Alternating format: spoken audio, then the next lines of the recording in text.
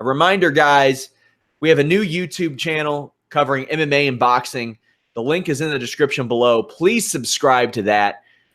This preview will actually be isolated and put up in a clip on the new YouTube channel. So we're going to have clips from the shows. We're going to have clips from James's interviews. We will have James's interviews.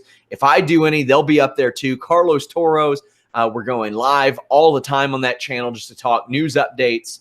We're going to have lots of cool stuff over there. It is important to us that you all subscribe to that channel with MMA and boxing really coming to the forefront again at the end of 2018. I wanted to give it the highlight that it deserved. And we got UFC 230 tonight, or not tonight, Saturday night rather. This prelim card, from a name value perspective, you do have Lando Venata, who James you spoke to, but outside of living off of that impressive but losing performance of Tony Ferguson, he's got to win here. Yeah, he does. This to me, I've spoken about this before. I think this is kind of a fight for him to win. Matt Frevola, great guy in the regional scene, had some good wins, but I think there's just, different levels to this. And even Lando mentioned that in the interview. This should be a fight that Lando should win. I think context is important. I've seen a lot of people talk crap on Lando and, say that he's overrated and all this, but you got to look at the competition he faced. I mean, losing to Jacare, who in my opinion is one of the best prospects in the lightweight division, that's not a bad loss. He's been in certain fights.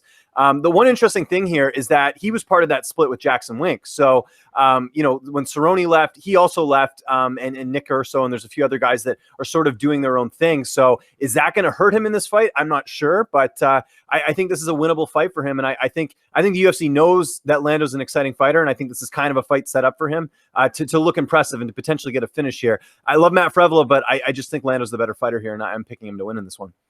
Joe, I have a sentimental connection to Lando Venata. When we started Fightful, one of the first cards that we covered was that Tony Ferguson fight. I mean, if you remember, over the course of about T-shirts after that. We wanted Lando Venata T-shirts after that. It was unbelievable, and everybody expected that because he took the fight on short notice at lightweight that he'd be moving to featherweight. That didn't happen. He said, "No, not my style." And that win, or not that win, that performance over Tony Ferguson just continues to get more and more impressive as we see Tony Ferguson, that total psycho, just dominate people and come back and win and have these great fights. But this was one of the first shows that we ever covered for Fightful. We had that insane week and a half where there were like 4 or 5 cards. He's never quite been able to replicate that outside of that amazing wheel kick. And after that wheel kick, we were still on the bandwagon. But the David Teemer, Bobby Green, and Jacare Coast fights haven't been exactly, what we expected. Although, if that knee hadn't hit in that Bobby Green fight, he wins that fight. And he did get fight of the night. I feel like Lando Venata, even if he loses here, he's not going to get cut, because I kind of look back at that Patrick Cummins, Daniel Cormier fight, and I'm like, they kind of see that he did a lot for them. And he did way more for the UFC than he was expected to do in that Ferguson fight. So I think he hangs around. But from a relevance perspective, I think he does need to win here, and I think he does need to win impressively. I mean, just go back to James's analysis, which was bang on. He has to win this fight. Can Matt pull this off? Of course he can, right? But this is a fight for Lando Venata to showcase his skill set again and remain as part of the roster. Because if he loses this, I see what you're saying, Sean, but he's basically going to be on call. Like, give him an old school pager, you're on call. Yeah, that's about it, right? Because you came in with you took that fight with short notice with Tony Ferguson, and it was just an unbelievable fight. You answered back with that wheel kick scrap in Toronto, or the wheel kick victory in Toronto, and then you go 1-2 or no 0-2-1 in your next 3 fights. Weird, because you should have had that victory due to the illegal knee, but at the same time, he's got the skill set. I don't even think he belongs on the UFC Fight Pass, to be honest with you. Maybe they don't want to showcase him on Fox they want to screw Fox for whatever reason. But this guy here, I think he should emerge victorious in this fight here. But he has to, or else he's going to be on call. If he does emerge victorious, I don't know how much it does to his stock, guys. But a win will obviously put you in the good books of the UFC, because when you win, you get better fights, better competition, technically speaking. Speaking of Fight Pass, Brian Kelleher, just shortly after defeating Renan Barao, and he lost his last fight.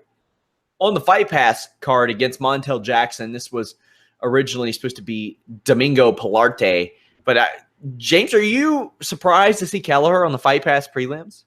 Not only am I surprised to see him on the prelims, I'm also surprised that he's the underdog on the betting line right now, which I find interesting because Jackson. Yeah, it's I don't know. I have to double check what the line opened as, but as we're speaking right now, Brian Kelleher right now a plus 120 underdog in this fight, which I find interesting because I know he's coming off a loss, just like Jackson is, but. John Lineker, man. It's John Lineker. This guy beats everyone in the bantamweight division. So, I find that a little surprising. And I think this just speaks to how stacked the main card is. I'm guessing they must be, this is my guess anyways. I think they're really high on this Carl Robertson guy, the middleweight. I think that's why they put his fight with Jack Marshman on the main card. Because otherwise, I think Brian probably would have been on the main card otherwise. Because he's a New York guy too. Kelleher actually opened up as a minus 185 favorite. So the line flipped. Interesting. Okay. Flipped huge to plus 120. So, I don't know where that money's coming from, James and Sean. I mean, is it smart money? I don't think it's smart money. I mean, even though it's a virtual pick'em, that's one I got 5 on. Yeah, right, straight up. I mean, say what you want about Renan Barão, and Renan Barão is a shell of his former self. Brian Kelleher won that fight. There are a few that I got 5 on. That Lyman Good Ben Saunders line. Yeah, that's crazy. I don't know how you can put a former Bellator champion at a minus 600, even against Ben Saunders. And I like Ben Saunders, but we'll get to that fight. We also have Shane Burgos against Kurt Hannibal, who James or Joe, you know a little bit about, has fought in Titan several times. His Dana White Contender Series and UFC runs haven't exactly went the way that he wanted. And he's got a tall task ahead of him in Shane Burgos, who had some really exciting fights. Won his first 3 in the UFC and is looking to rebound. Yeah, I mean, Kurt Hannibal is a guy that his camp, him and his camp are just A1 people, man. They are just the nicest human beings you can possibly imagine. And so obviously I got a soft spot in my heart for guys like him. So I am going to pick him to emerge victorious, but man, he's going to have his absolute work cut out for him. Shane Burgos, obviously, as we know, is no joke. Despite, he's 10-1. He lost to Calvin Kattar, which is, a fair thing to lose at UFC 220. But other than that, I mean, he was on a 10-0 run. He was undefeated. So it's going to be a lot of work for Kurt, but Kurt has the ability. And he's another guy, unfortunately, that's got MMA mileage. So hopefully Kurt can get past that and emerge victorious. But other than that, he's going to have a tough task on Saturday night. He is a plus 255 favorite, or underdog rather. Burgos a minus 310 underdog. You also have Adam Wycheck a minus 230 favorite. Ruggiero a plus 190 underdog. I think I just flipped those on the last fight I mentioned. James, anything else stand out to you on this Fight Pass prelim? Yes, but first I wanted to mention that Kurt Hannibal and Jason Knight are actually in California training at Team Alpha Male, so that might pay off for them. Jason, in our interview with him on Fightful, basically said, he's getting his ass kicked now. He was basically the big fish at his gym, and now he's finally fighting, having training partners that are putting him, on his butt. So I think that's a positive thing. And I agree with you guys. I think the line's pretty crazy on the Hannibal fight. At plus 255, there's some value there. But I got to mention to Burgos, I mean, it was it was about a year ago, more than a year ago. He finished Charles Rosa. Charles Rosa is a very tough guy to finish. So I put a lot of stock in that win for Burgos as far as that fight goes. But the rest of the prelims, the one I'm actually keeping my eye on, which I think could be potentially fight of the night, Julio Arce and Shaman Moraes. Arce 15-2, already has a pretty good track record in the UFC, getting that win over Daniel Tamer and Dan Ige in his debut. And Moraes, had to fight Zabit short notice. That's never an easy task. That was one of his losses. But I think this is a really even matchup. And, I think the winner is definitely going to get sort of a more notable name after this, because both these guys are young prospects in the flyweight or featherweight division, I should say. Arce a minus 345 favorite, Moraes a plus 285 underdog. Somebody's going to make a lot of money on this card, because there are a lot of lines. There are a lot of lines that I think are pretty generous. That Ben Saunders plus 450 underdog to Lyman Good, a minus 600 favorite. Man, that's a crazy line when you got a Ben Saunders in there, and Ben Saunders has lost 3 of his last 4, but you never know when he can pull off a win like this, James. And Lyman Good has been on quite the impressive streak. He had that split decision loss to Aleski dos Santos. That was a fight of the night, but before that, he'd been on a hot streak, a former Bellator champion. How do you see this one going?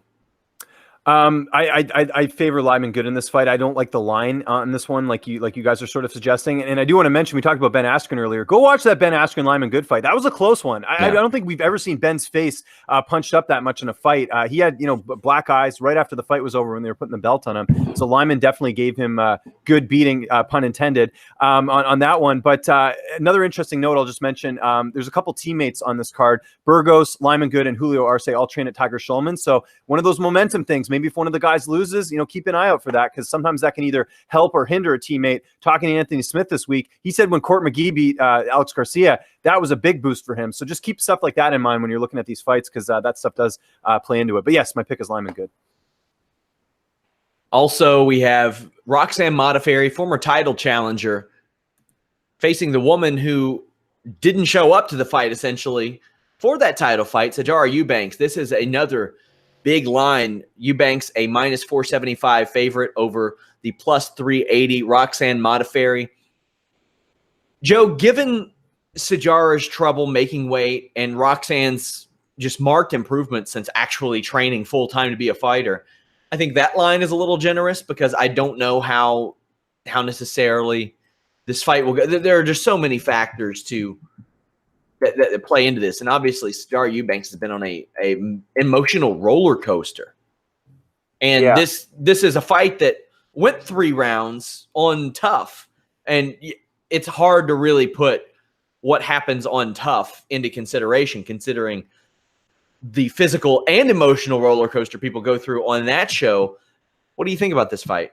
Actually, before I give you my thoughts on that fight, was the Lyman Good Ben Askren fight the one where Lyman's knee almost blew out? Or was that another fight? Geez, I'd have to go down to memory lane. I think it might have been that fight, actually. Yeah, now that you mention it. Yeah. It's gonna be interesting to see, because I mean that line's still crazy. But in terms of the Sijara Eubanks Roxanne Modafferi fight, and what goes through my head with these two ladies is that Eubanks potentially is going to just bully her opponent. She's going to bully her and just beat her down for 3 rounds, for 15 minutes, or at least just keep your limbs in check.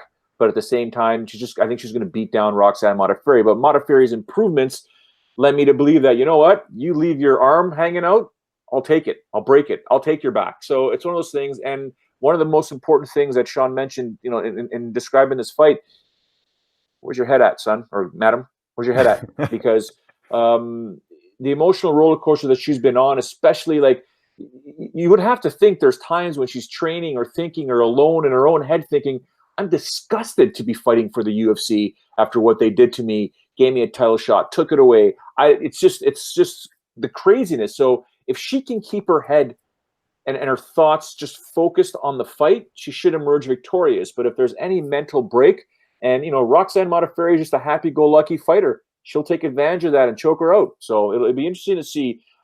This is one, Sean, James, at plus 380. Put 5 on it for Roxanne. Why not? We also have Jordan Rinaldi, Jason Knight. Knight, a minus 260. Rinaldi, a plus 220. Considering how Knight fights, I thought this would be more of a pick'em. But you spoke to Jason Knight recently, James, revealed the length of his UFC contract, was pretty forthcoming about all that stuff.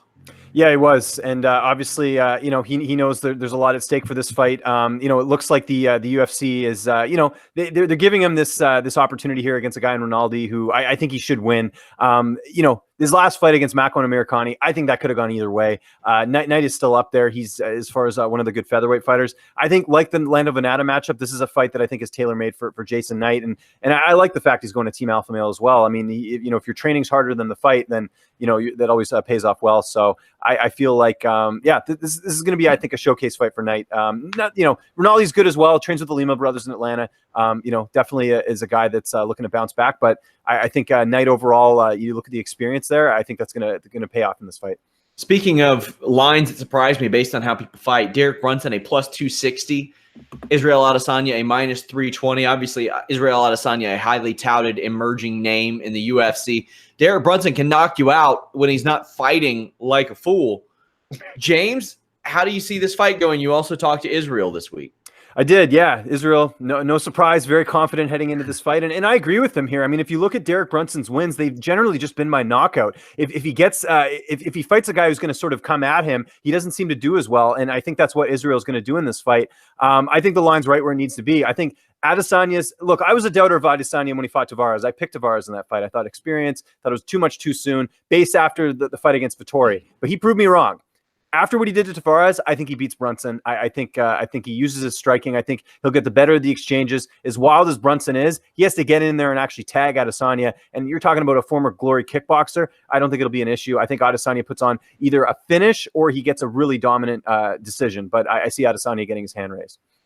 Joe, quick prediction for this one from you. Adesanya will be in the top 5 or number 6 after this fight's done. We also have Jack Marshman and Carl Roberson. James, you say that UFC tend to like Carl Roberson. You spoke to him as well. He is a minus 270 over Jack Marshman, a plus 230. How do you see this one going? I like Robertson in this fight. Again, you got to look at the loss in his last fight. Cesar Ferraro, one of the top guys in the middleweight division. He basically just said, I made a mistake. I'm past it. I'm ready to go. The experience clearly goes to Jack Marshman in this fight, but I think Robertson, really fast guy, really knows how to put it together. I think we'll see another highlight reel win from him in this fight. A Dana White Contender Series product essentially had a very impressive 15-second knockout on that card. So, Joe, they want him to do well so they can say Dana White Contender Series and add him to the highlight reel. Go Jack Marshman. So up next, Jared Cannonier takes a fight on short notice against David Branch. Both of these guys have competed at light heavyweight, which led to me to believe that this fight naturally would be at light heavyweight. James, however, Jared Cannonier is moving on to middleweight. He's a plus 325, Branch a minus 400. First off, do you think Cannonier makes the weight? I think he will. Just talking to him when we did our interview, it sounded to me like just the way he is, like in terms of his eating habits and everything, that the weight's just coming off.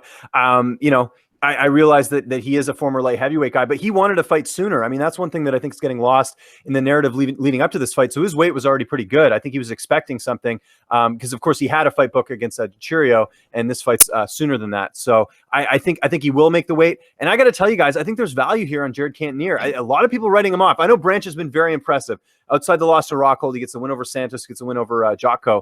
But, Jared Cannonier at plus 325, a guy trains at a good camp at the MMA lab.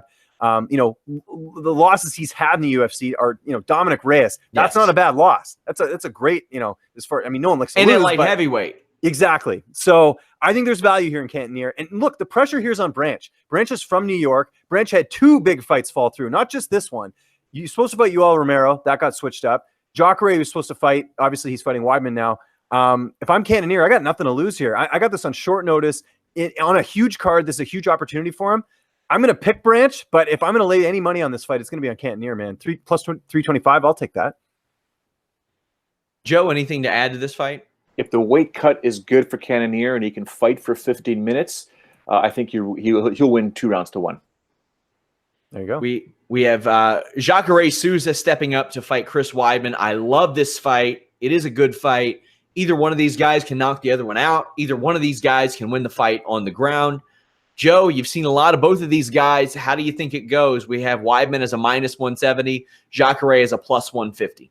Don't know what to say about either one of these guys heading into this fight here because Jacare Souza's skill set, Father Time, is now beginning to diminish. He's making more mistakes. He's slower. Chris Weidman, we just never really know. I mean, he was the world champion that sort of fell off the way he did. It's very difficult to say, or for me, to make a prediction. I think the line is exactly where it needs to be, guys. Minus 170 for Chris, plus 150 for Souza. James, what do you think of this one?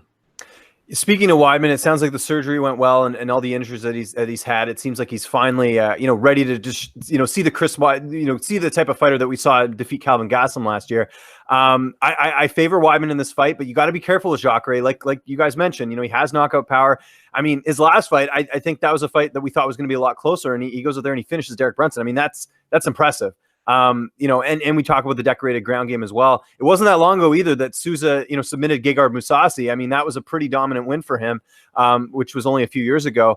I'm going to pick Weidman in this fight just because of the power. I think he's got, more power here, but it's two older guys. I mean, Weidman's 34. That's one thing to consider too. Jacare is 38. So it's not like these are spring chicken. But being in New York, co-main event slot, knowing that a title shot is potentially on the line here, I think Weidman will come through and get a finish maybe in the second round. Yeah, I'm picking Weidman to win here as well. I think the UFC has to want him to win too. I think Jacare is kind of bulletproof, whereas Weidman is still somewhat close to his title run, and they want him to be able to put him in co-main event spots like this. I see Weidman winning it on the ground, probably with ground and pound, which we have seen the power of real power ground and pound emerge recently, and I've loved it. Main event time, Daniel Cormier, Derek Lewis. A reminder, immediately following UFC 230, we do have a live post-show podcast on this channel. Eventually, they will move to the MMA and boxing channel, so be sure to subscribe to that. Link is in the description below. Derek Lewis, a plus 500. Cormier, a minus 700. That type of line scares me for Vegas anytime I see a heavyweight fight, especially at this level. However, Derek Lewis said prior to this fight, hell no, I don't want a title shot. My cardio is terrible. Daniel Cormier said, I don't want to fight at UFC 230. My hand is injured. So from an in-cage standpoint, Derek Lewis has just an outstanding reach advantage. From a statistical point, he is an anomaly in some of the things he can accomplish. I think he has the most ground strikes of any UFC heavyweight or near it. He has like the largest statistical comeback in UFC history against Minikov just recently. But at heavyweight, Cormier has speed and can cover distance that makes up for that lack of reach. And he is a very small heavyweight, or at least from a stature point, that can also play to his benefit. When he takes people down, his small frame, he crashes it down on them in a way that comes almost offensively. And I think that's very special too. Lewis can stop takedowns, but I don't know if he can stop Cormier's level. He instinctively pushes his hips back, pushes their head down, dives in underhooks. This is a guy who stood up, Joe, with Gabriel Gonzaga on his back at one point. Yeah. Derek Lewis will go flying, courtesy of Daniel Cormier, Air DC. He's going to lift him up. He's going to slam him. He's going to control him, and he's going to go for a choke. He won't get a knockout. I mean, he could, but I don't think he'll be able to knock out Derek Lewis, because Derek Lewis seems to be unknockoutable, and at the same time his hand hurts. So look for a choke here.